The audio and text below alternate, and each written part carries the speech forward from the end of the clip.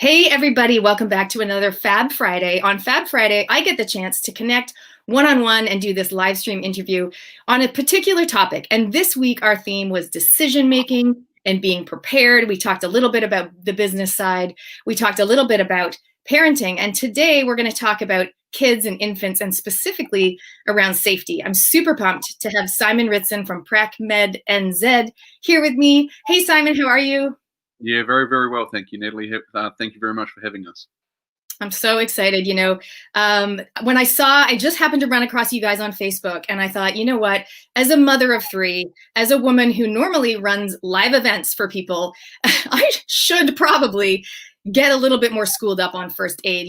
My background, actually, my husband and I met because we both studied outdoor recreation and we worked at Outward Bound. And I know all about, kayaking and rock climbing and injuries and filling out RAMS forms, which is risk assessment forms. But now I wear different hats. I don't really live like that. And I was like, this is actually something that I think maybe a lot of other mothers are thinking. So if you guys are watching us from around the country, let us know, any questions that you've got for Simon. This is a Q&A. We do have a few questions queued up here that people have asked or people are interested in certain areas. But if you've got a certain question around first aid for children and infants or even teens and tweens, go ahead and ask that, and let us know also where you're watching from. I know I can see there's a couple of people watching. Please let us know where you're watching from. Amazing. So I'm going to read a little bit of an intro, and then I'm going to hand over to you to tell us a little bit more about you and what you're up to. Cool. Okay. So Simon is founder and director of PracMed NZ. He's a Kiwi veteran with a passion and drive to ensure that Kiwis are taught real first aid. We can talk about that. He aims to build responders, not witnesses. Yes. I love this because I'm all about empowering people with the skills and raising the state of resilience, health, and happiness in New Zealand and globally. And I feel like being prepared and having the skills and being mentally prepared to take action if need be is really a big part of that. So PracMed NZ was formed in 2018 after Simon spent several years in the industry and was dissatisfied with the accepted standard of training and the tick the box mentality. He teaches preparedness and mindset and aims to empower people with the confidence to act. So aligned. I love it. Simon is well known for his fun and engaging teaching style and his ability to explain and simply explain first aid so that everybody understands it. First aid is not always a subject that many people think about before it's too late. So true. Their students tell them that their courses have often left them feeling, other courses have left them feeling overwhelmed and confused. Simon aims to answer your questions and the things you want to know about first aid for children and infants. Yay, welcome. Amazing to have you here. Do you want to just dive into that? Give us a little bit more backstory, and then we'll get into some of the Q's and A's.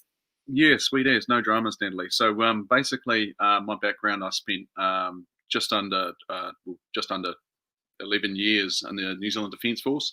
I did multiple operations overseas, spent quite a bit of time away, and then eventually got out in 2013. I wasn't working as a medic within the Army, but when I got out, I went across the UK and enrolled in a number of courses over there, and doing that, including one which was very, very heavily kind of toward the medical side of the house, increasing my stock and value. Basically, I realized very quickly that we just were so far behind with what we're teaching in NZ.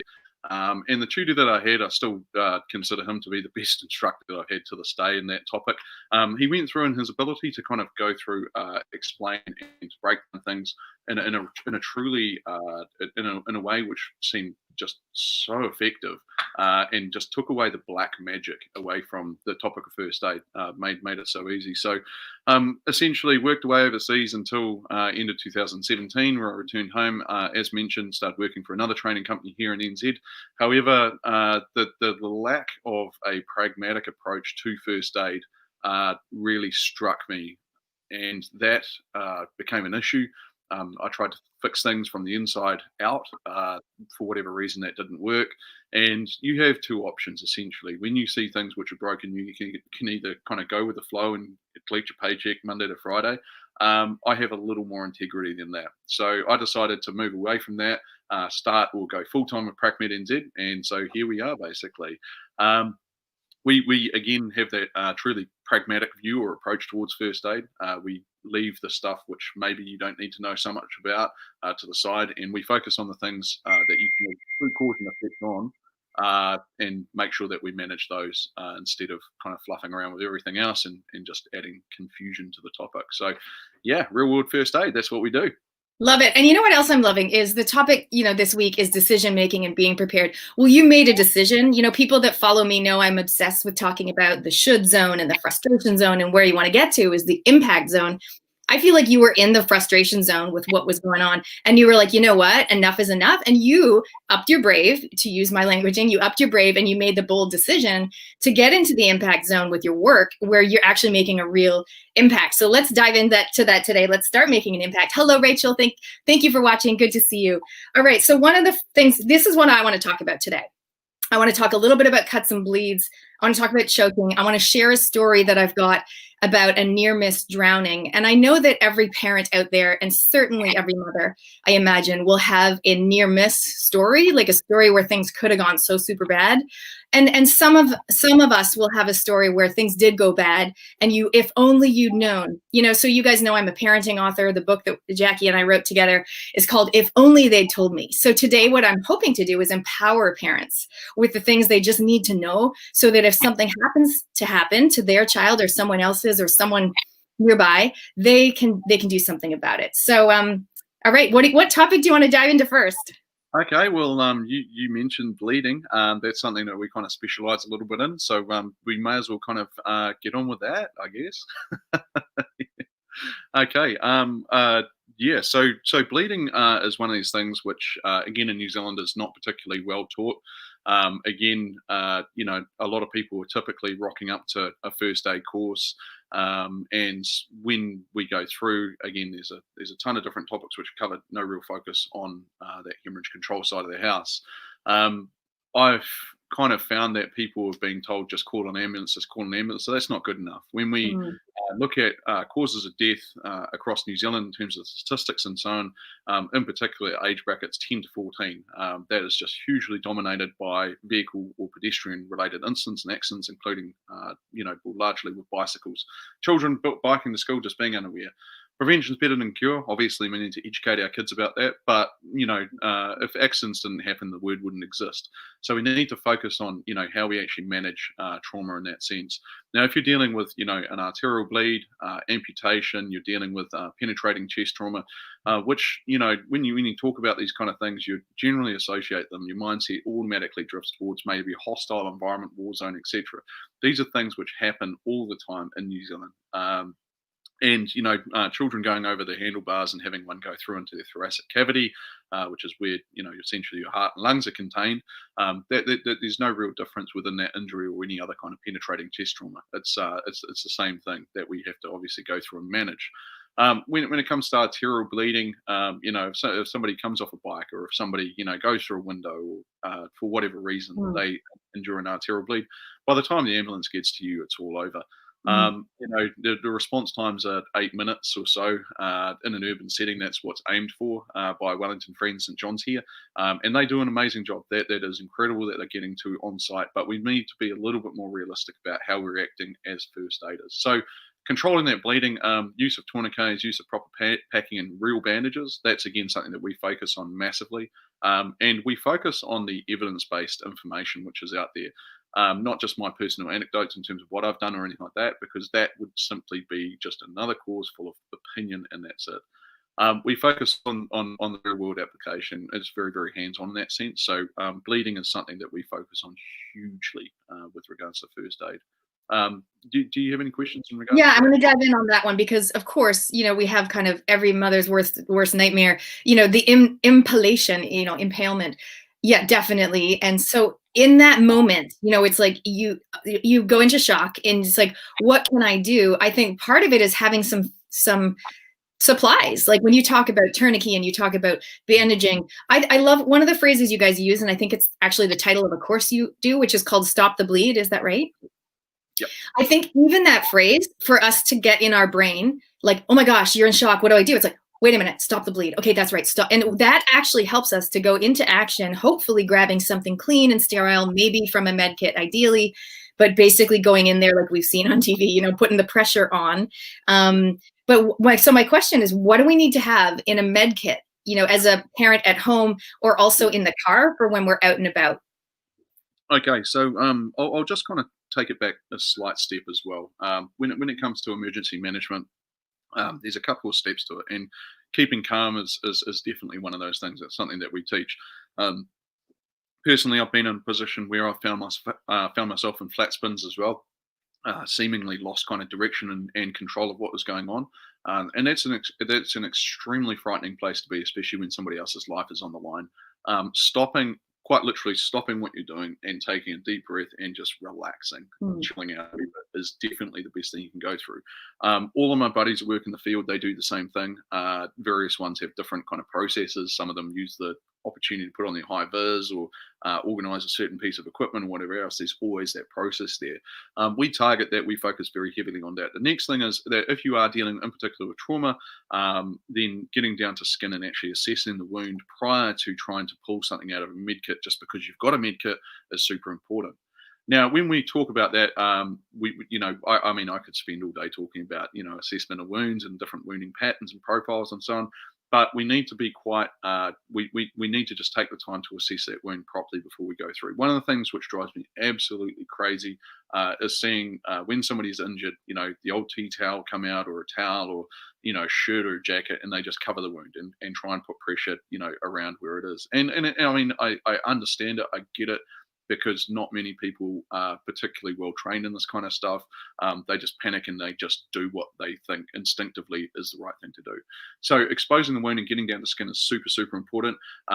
We had a system called Trauma Naked 30 Seconds, which was one of the gifts that I was given over in the UK, basically exposing a body. If you think about it, if you have small holes or if you have a small hole somewhere, it's going to be very difficult to see on a clothed body. And the longer you wait in terms of blood coming out of the body, well, you can't just scoop it up and put it back in. It doesn't work like that. So we need to get down, we need to identify where the injury is and make a logical decision about how we're going to deal with that. With regards to the actual kit itself, we need to, again, think about this from a context of what works and what doesn't. Now, we've been sold a lie for too long. That's just straight up and simply how it is. We've been given these compliance-based first aid kits, which essentially have nothing in there which is really going to help you when you're dealing with a significant hemorrhage or a really severe bleed. The other problem is with that, there is, maybe 90 things or 46 things inside of this med kit that you're rummaging through, trying to figure out what works, what doesn't. You have gloves in a bag which aren't going to fit onto your hands. It just turns chaotic. We understand that. We've kind of squared this away as well. So PracMed doesn't just do the training. We also have the kit and equipment. When you look inside of our kit as such, or as I prefer to call it, systems, because I'm all about that system and process in an emergency situation and generally life as well. When we look at that, there are 7 pieces in our basic kit or individual first aid system. It starts with a pouch. Then you have your trauma shears for exposing the body. You have a tourniquet on the outside.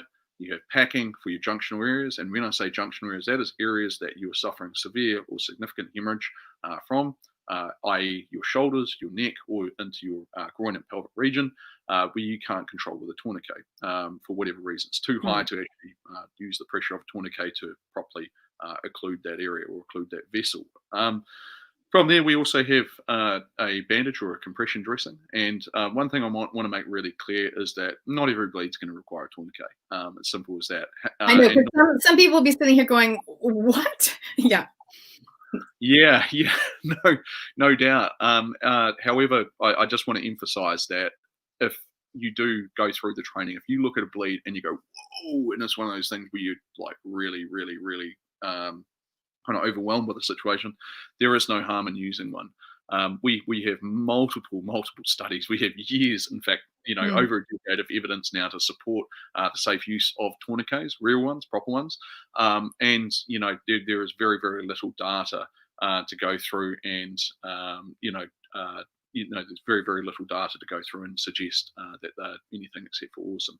When we talk about trauma, you need to remember that our aim is to keep fluid in circulation. That is so important, and that's to ensure that there is perfusion going through to the brain and ensuring perfusion to the rest of the vital organs within the body as well.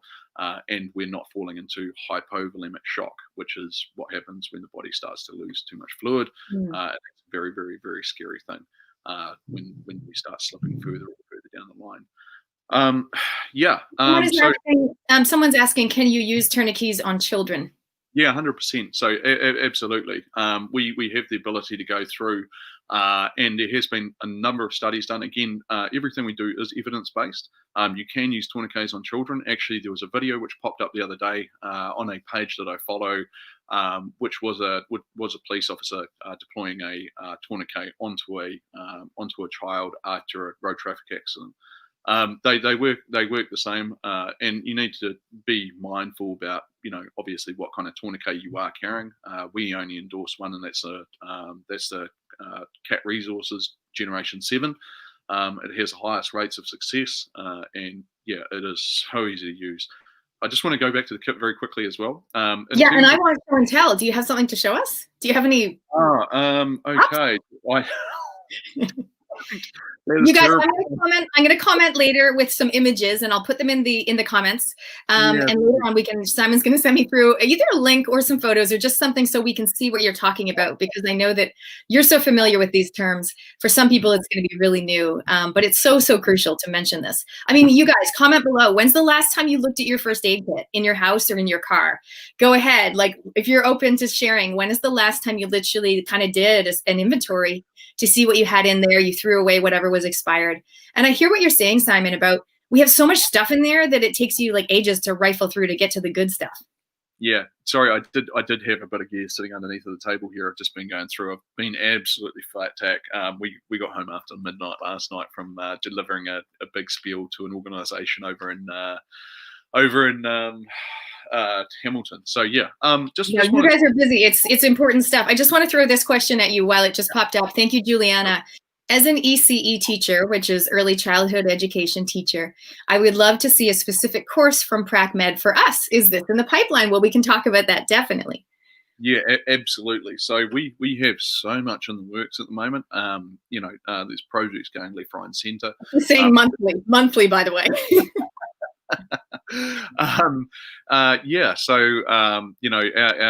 Look, I'm going to be really honest about this. We didn't show up to this party to participate. We came in this game to take over, and that's exactly what we're going to do. Our courses will be more frequently than monthly very, very soon, but it's just a case of obviously a sustainable business model at this point in time. Development of an early childhood course, yep, we've definitely got that there. But we just want to make sure that everything is absolutely perfect before we put it across the line. That is very, very important for us to make sure that nothing's half cooked before it goes across. So yeah, absolutely. Question essentially answered very, very, very quickly with that. Just want to talk again very, very briefly. I'll just finish off kind of what we carry inside of our IFAS or individual first aid system. There it is there. Thank you. Yeah, quite a small compact pouch. It also has in it chest seals as well. And this is something which is very important. Again, if we look at the statistics of chest injury or chest trauma within a civilian context, around about 10% or 10% of chest trauma, civilian chest trauma, results in what's known as tension pneumothorax. And that's where air is being allowed to enter the chest cavity or the thoracic cavity of pleural space and essentially build up an overpressure inside. Now, the big issue with that is when it's consistently going in and not allowed to come back out, it creates that overpressure, collapses the lung, and can cause a fatality eventually. So how do we manage it? Essentially, using a chest seal is the way that we go about that. And these have been developed throughout the years of essentially the global war on terror, from the days when I first was in the military and we kind of taped 3 sides of an identification card, or that's what we're told to do. Nowadays, we actually have manufactured chest seals, and they are an absolute asset. Fantastic bit of kit. Again, getting to know them, having a bit of a play, getting some training behind you is definitely something that we want to go ahead and do. The last part of our equipment or our system, sitting right in the back of what we do, is actually a thermal emergency blanket. This is probably the worst taught and kind of, I guess, most overlooked part of first aid with with any kind of provider that I've encountered. It's not just a New Zealand problem; it's a global problem and an issue, and it has a huge impact on the outcome of survival of a casualty. So that is the management of hypothermia in a trauma context. Basically, when you go into a hypothermic state, or as your body transcends further into hypovolemic shock, which is when you're losing a lot of blood or have lost a lot of blood, this causes a lot of problems. So you're dealing with what is known as the lethal triad. Now, this is going to start to get a little bit kind of jargony, but I'm going to make this make as much sense as I possibly can. There's three aspects to the lethal triad. There's hypothermia, there's coagulopathy, and metabolic acidosis. Basically, out of those three things, there is only one that we can really have cause and effect on in a basic life support or pre-hospital setting, and that is hypothermia. If you don't arrest the hypothermia, that basically causes your ability to clot your blood decreases massively, which in turn essentially drops you further down into a state of metabolic acidosis, where the blood starts to acidify, and then that, of course, decreases cardiac output, or the ability for the heart to work, which increases your hypothermia. So essentially, this is a big spiral that you can continue to transcend down. And the one thing that we can do after we have stopped the bleed to really, really, really help our casualty is to go through and, of course, actively fight hard to get them to not have them go into hypothermic state. How do we do that? Emergency blanket or active rewarming bag, whatever else. But it's so, so, so important. Wet, blood-soaked clothing, get rid of it straight away. It does nothing for you. Cotton, get it off. Unless it's completely dry, cotton is worthless. Doesn't matter whether it's a hot day outside or whether it's absolutely hammering with snow and rain. You need to work hypothermia on that person. Oh, we used to say cotton kills, so they still say that, I guess. Cotton kills. Cotton kills. Oh, yeah, we had that saying as well within military as well, specifically.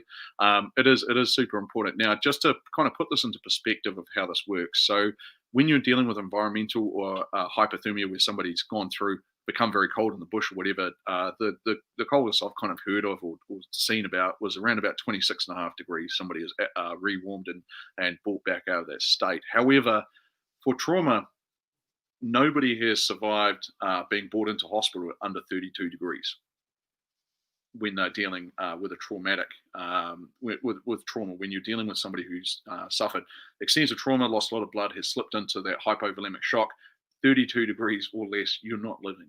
And that is not a lot of room to play with. When you're sitting at 35.5 to 37.5 degrees body temperature, that's a really small kind of jump, or not a lot to play with. So that's very important. And what that does as well is that kind of emphasizes the necessity to look at evacuation, whether that's calling the ambulance or getting the ambulance online ASAP, or whether that's self-evacuation inside of a vehicle, but inside of your own vehicle, whatever else. But okay, I'll just jump in here because this is great, especially because with my parenting hat on, of course, I'm thinking that's, out in the bush, yes, but I would never think to have an emergency blanket, if I was going to the park, right? So this is really good that you highlight this, because if there is a big incident like with skateboarding or whatever, it's like they get cold real quick, whatever the season. And so I love that you mentioned that. And because I imagine all of us have, I would hope we do, in our car and at our house, an emergency blanket, but we wouldn't necessarily think about using it because we really just associate it with tramping or something. Yeah, 100%. It's about that understanding and giving people the reason why. And that's something that we, again, are massive on with PracMed, is that, it's all good. I mean, we don't sit there and tell war stories because of a lack of them, or experiences because of lack of them. I could rattle off 100 different incidents that I've been involved with where we've had to, manage people who have been in trouble.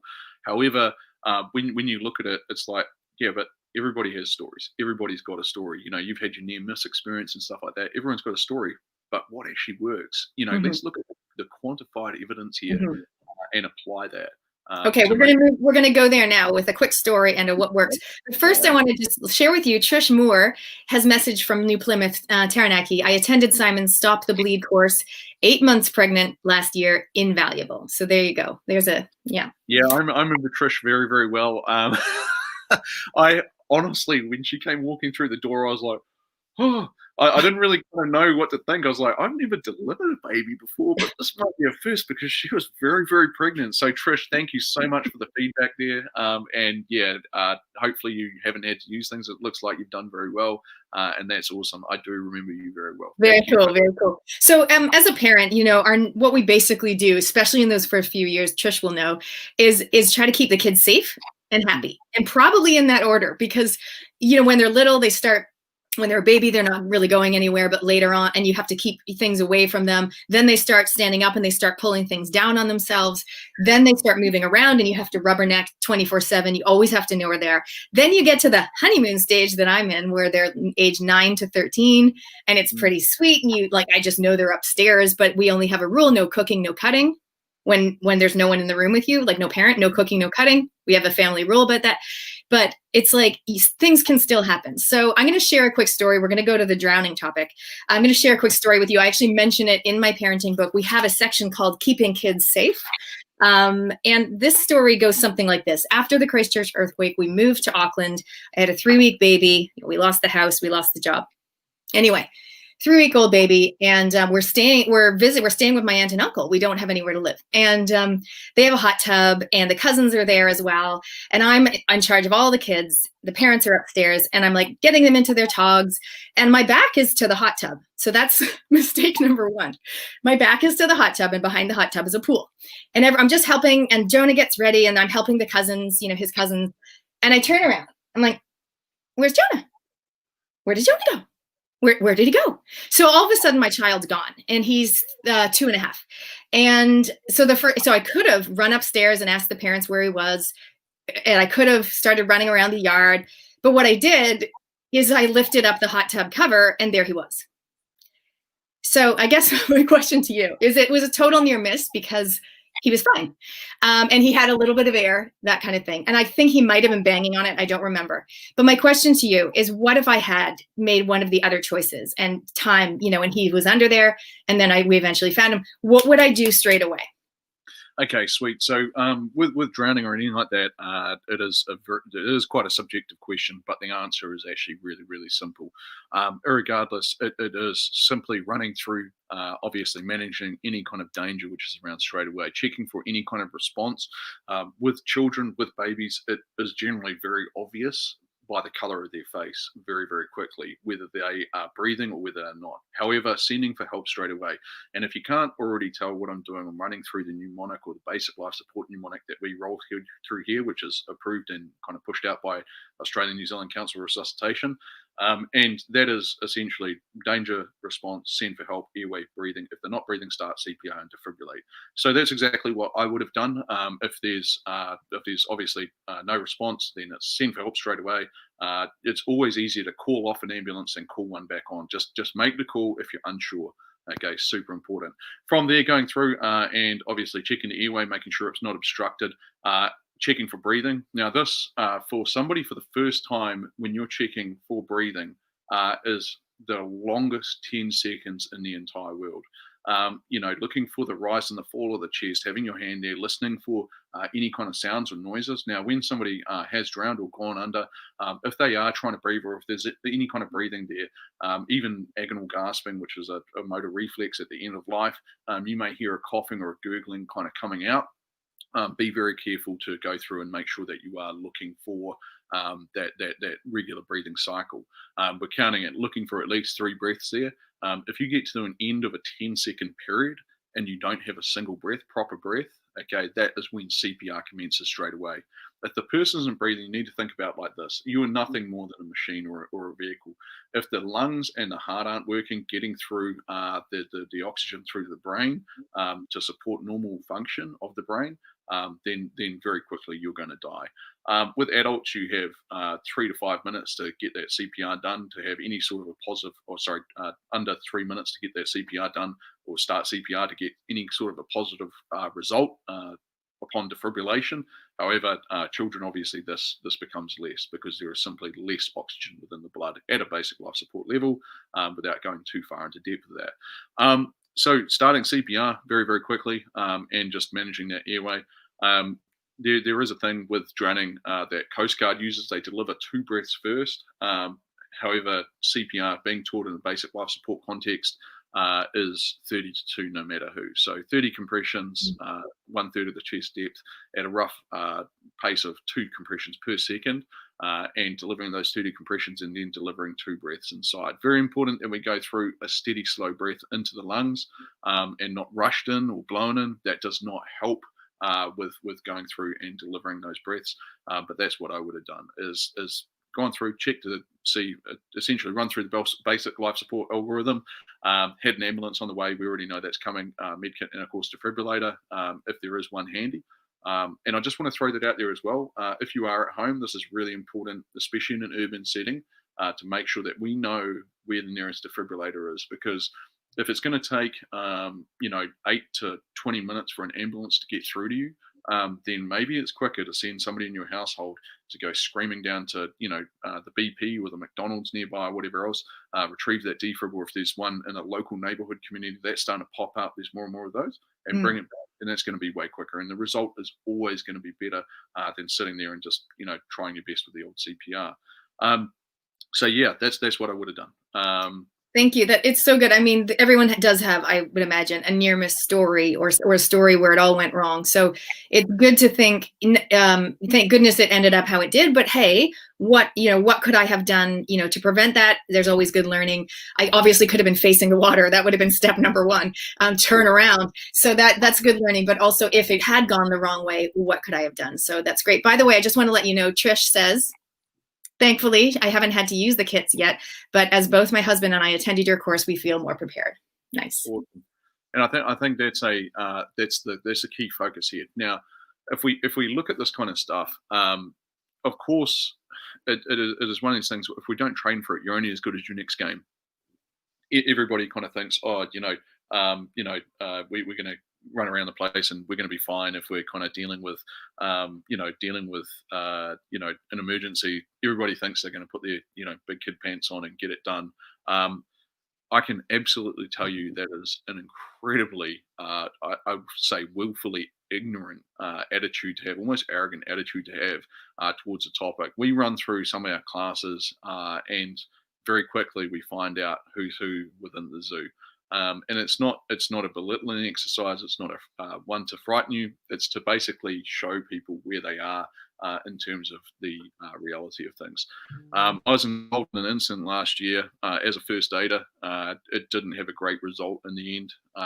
However, without going too far into specifics with it, basically to highlight this point, when I became aware of what was happening, rocked up onto site. And there was about 15 people standing around with cell phones taking photos of somebody who was dying inside of a vehicle. And that is completely unacceptable. In this day and age, it's 2019 at that stage, we should be better than this. It just isn't okay. So my advice with that is get trained properly, whether it's for us, whether it's another provider. I'd like to say that we are definitely the best out there. We have that pragmatic approach towards first aid decision-making process, but just get trained. Just get trained. Look at the online classes, look at the podcasts, look at download a copy of the ANZ Core Basic Life Support flowchart. Is that what you were holding up just then? Yeah. So this is one that we actually made ourselves, but it does follow that. So basically you can see it there. Oh, goodness, where's the camera? There it is. Okay, so on the side, we've added a little bit in there as well with the bleeding control over here. But that's the ANZ Core flowchart there as well. So download that and put it on your fridge. We've got fridge magnets that we have, but it's about that repetition. We need to start looking at this topic more seriously. And I think you've said it a couple of times, hindsight is a beautiful thing. It's a virtue. And I guess that's part of my reason why as well, having a few personal experiences when I was younger and feeling very, very, very alone and very, very confused about what was happening. That's part of my reason why, because I don't want anybody to ever feel like that either. Be isolated. It can be very difficult even when somebody comes through and lives. You're very hard on yourself sometimes, and you sit there and go, I should have done this or could have done that or whatever else. Could have, would have, man. You're only as good as your next game. So yeah, that's something I'm huge on. It's definitely getting that training done. Okay, thank you so much. And so we're not wrapping up yet. I mean, it is half an hour, but I want to go longer if you've still got time because we haven't done choking. Thank you so much, Andrea. That is definitely the next thing we're talking about. Andrea says, can you cover choking? Near miss when 6-year-old choked on bacon, which I was able to pull out, but what if I hadn't been able to? And also, by the way, Kendra Roberts, is there any way I can attend your course? So you guys hang on till the end. We're going to talk about how to get in touch. Well, you can just Google them, but PracMed NZ. But we are going to let you know about some upcoming courses. And personally, I'm really keen to put together a course for some of the moms in my neighborhood. I run a beautiful group called Meadowbank Moms. And I mean, I'm sure there's going to be me plus maybe 9 more people that would be keen to make that happen. So let's talk about choking and bacon and things like that. Okay, so choking is essentially broken down into 2 categories. You've either got full foreign body airway obstruction or you've got partial.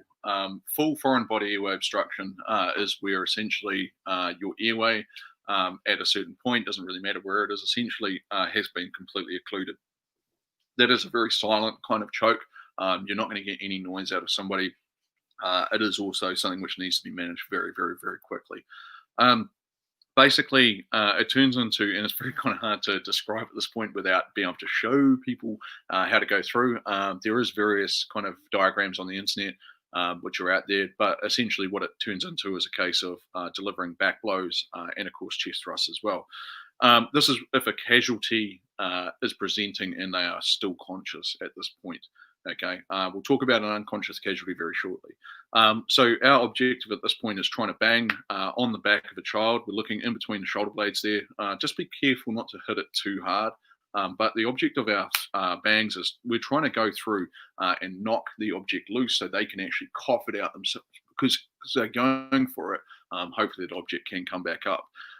With the object of chest thrusts, on an infant, it's very, very similar to infant CPR. We're trying to locate our fingers directly on top of that sternum there and push directly down to try and force air out of the lungs and push that object out of the airway.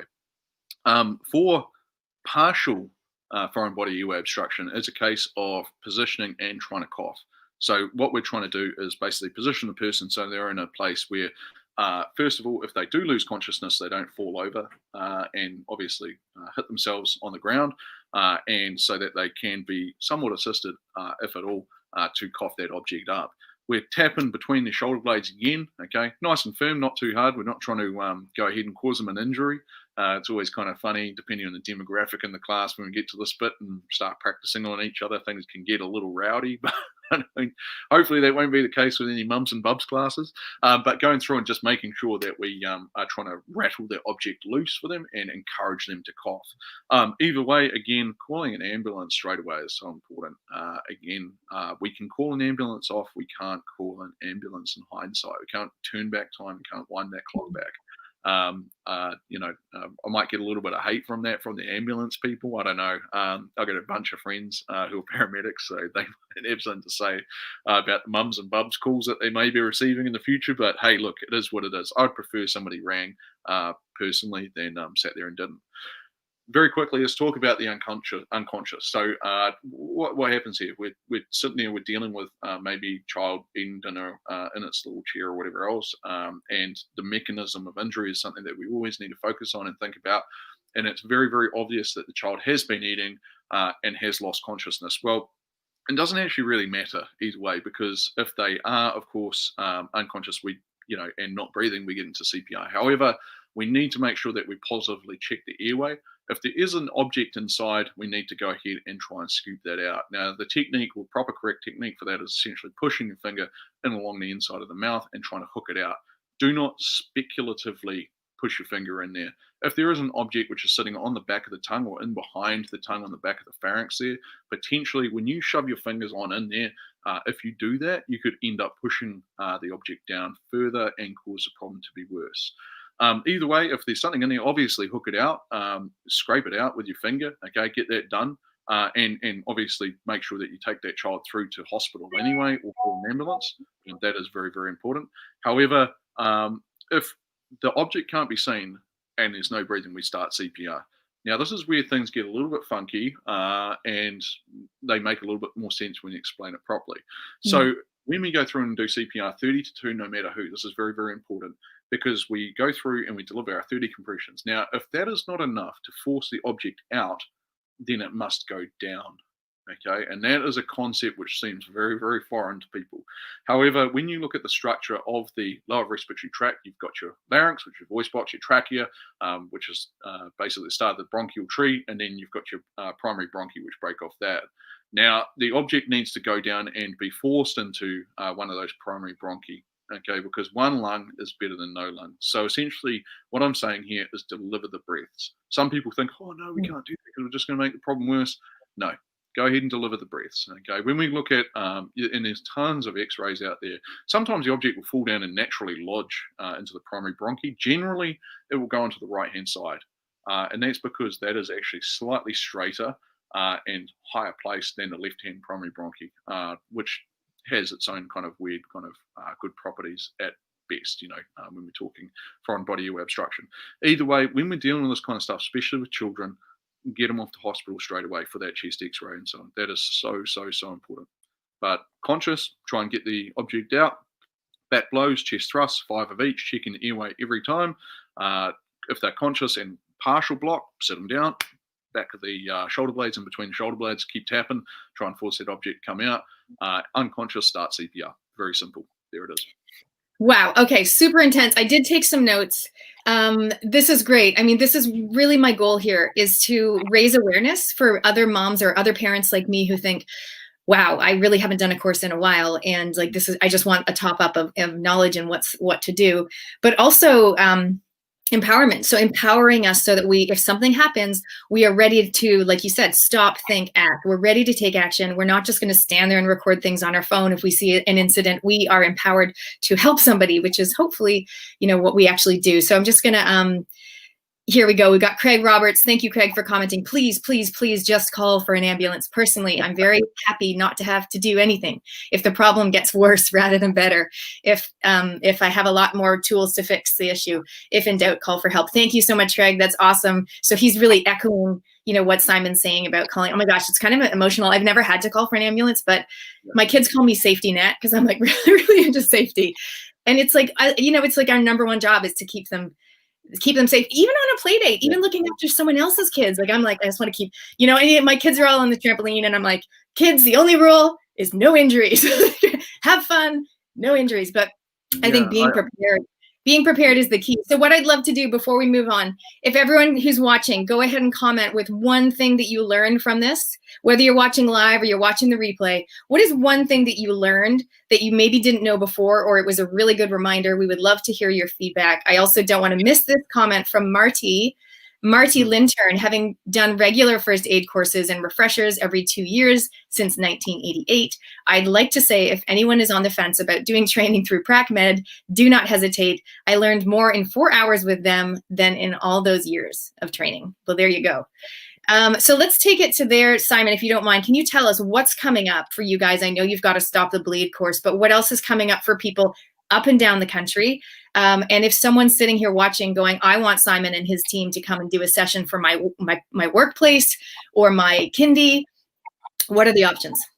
And we can do stuff online. I mean, obviously we can learn a lot online. In person is better when we can do it. Yeah, 110%. So we, this has kind of been the I guess the bane of my existence, and certainly the operations team here at PracMed NZ. Our existence since the COVID has kind of come through and obviously disrupted plans massively. Right now we have a ton of courses, open courses scheduled, and that is pending the current situation with the COVID. And we actually also have a bit of a discount running at this point in time too. With regards to closed courses and open courses, closed courses, it's very, very simple. If you give us a yell, just get in touch. It's an obligation-free consultation in terms of going through and sussing out what is correct for your workplace. Again, it's that pragmatic and also very much kind of focused first aid, whether you need to know about a specific topic or whether you just want the stock standard. And when I say stock standard, we're talking stock standard PracMed training, which is definitely there. So we do have the discounts online at the moment.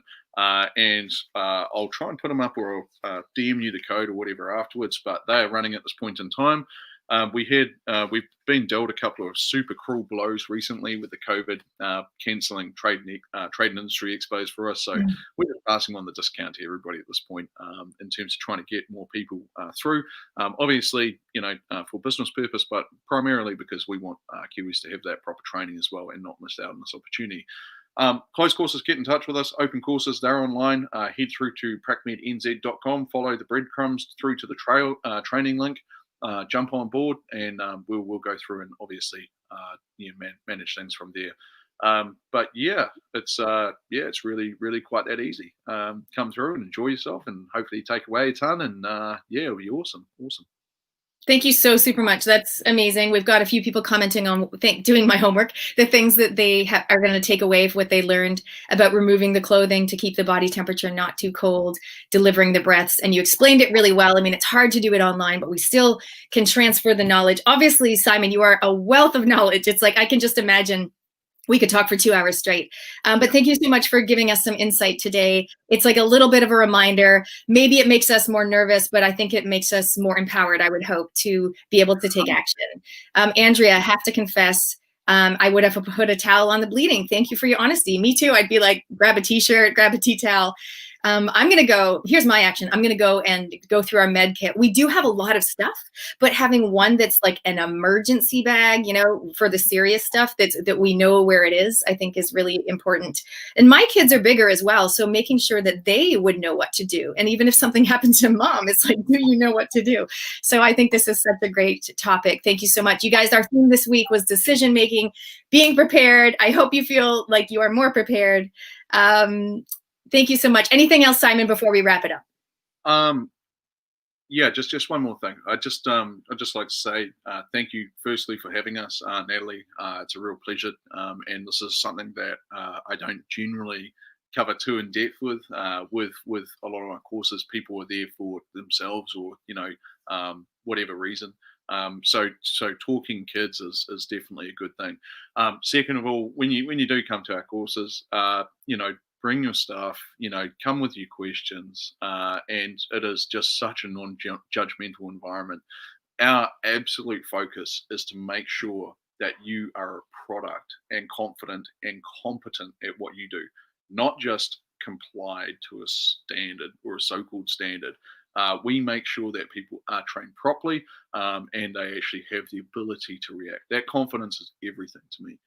Because at the end of the day, that's what saves lives. That really does. And so far, we've had 33 people ring us back up and say, hey, man, the other week yesterday, day before, I had to apply a tourniquet to somebody's leg, or when I had to do CPR on somebody, whatever else. And, we have those good news stories coming back through. And that is just everything to me. That is now my reason why I continue to do this.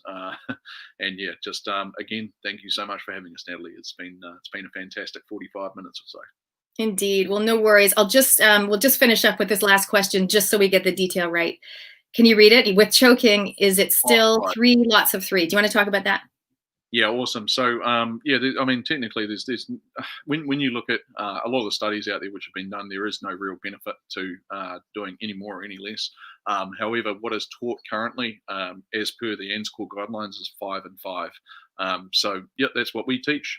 That's what we go with. 5 and 5 is the teaching. Amazing. Okay, thank you so much. Thank you so much, you guys, for joining us today, for taking the time. Please go ahead and tag a friend below, or even 5 or 6 friends. If you've got friends who you think, they would benefit from hearing this replay, it's obviously going to be evergreen. They can watch it when they have the time. Please go ahead and share the knowledge, share it to other people. My goal, I just want to help people get the word out.